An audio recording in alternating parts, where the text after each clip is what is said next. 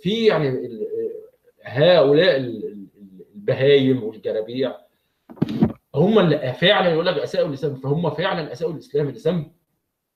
يعني في ناس برضه اقول لك الامر يبدو، في ناس لو قيمتهم تقييم عادل وحقيقي لا هم فحول. وزي ما بقول لك كده حاجه اللي زي المسيحيه تفتقد لناس زي دول. يعني واحد الشافعي ده لوحده يعني الشافعي ده لو قيم علمانيا ده حاجه مثلا ايه، اعظم فقيه دستوري في التاريخ. لان هذا الرجل وضع، يعني ما هو انت فاهم مثلا ايه، انت عايز تستخرج حكم شرعي، ما هو السند بتاعه هو الدين، القران والسنه. بس مش معنى كده تقعد تفلي في دماغك وتطلع احكام زي ما انت ازاي بقى تطلع الحكم. ما يسمى التأصيل الشرعي او في اللي هو يعني ايه اصول الفقه، علم اصول الفقه، كيفيه ايه الادله او كيف ستستخرج حكم شرعي من ايه او من حديث وتطبقها.